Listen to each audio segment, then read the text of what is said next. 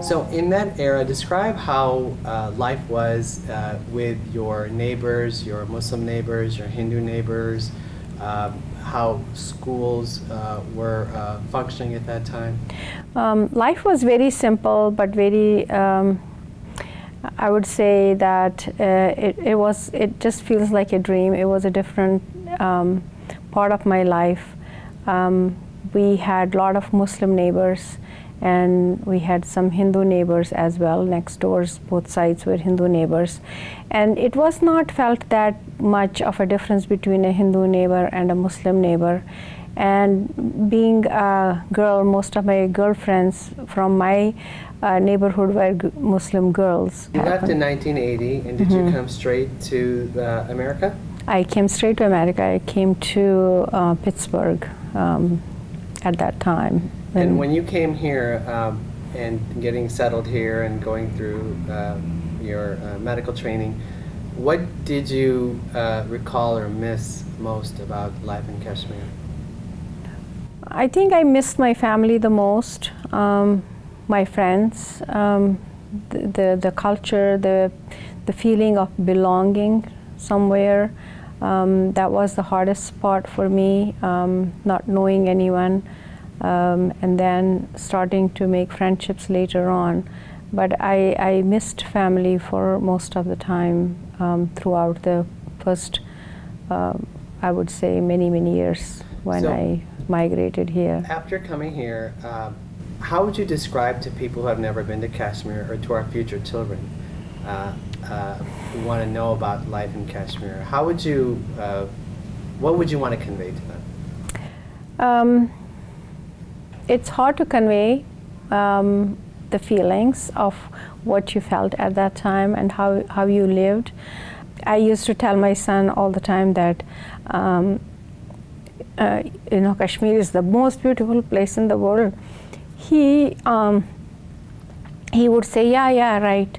So I did take him with me 2 or 3 years ago, and he agreed with me that it was. And my son has traveled with me many parts of the world, including Switzerland, but he was convinced that it was the most beautiful part of the world. How had the place changed when you went back? Place has not changed. To me, it has not. My daughter, I went last year. I took her to Tulmul, and she had gone there when she was about 3 years old before. And we didn't go after that. And although I took my son a few years ago, but she couldn't come at that time. So I took her only for 2 days, and she didn't remember from 3 years old now. She's much older, and I took her to Tulmul and I took her to Nagin Lake, and she was awestruck. She said, "Mom, you're right. It is the most beautiful place on the earth." She has also very widely traveled throughout the world, and so they understand, but how much we'll be able to keep it, I'm not sure. Anything else that you would, if someone asked you, do you have any closing thoughts, anything else either you recall or that you would want to pass on, or any other stories, just anything that would make you feel like you've, to clear your thoughts on what it is being a Kashmiri Pandit? I think Kashmiri Pandits are very unique race, and has its unique traditions and rituals.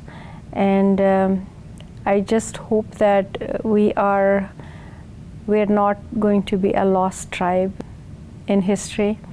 I just hope that we all are.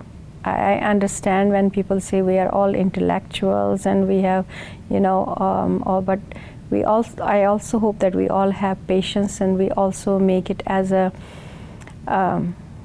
brotherhood and as a community, that we make it. We tolerate each other more with diversities, with diverse thoughts, and listen to each other, and try to preserve the culture not try to divide ourselves, because my fear is that we then will really be a lost tribe. And I really honestly hope that we can all come together and work together to preserve our heritage.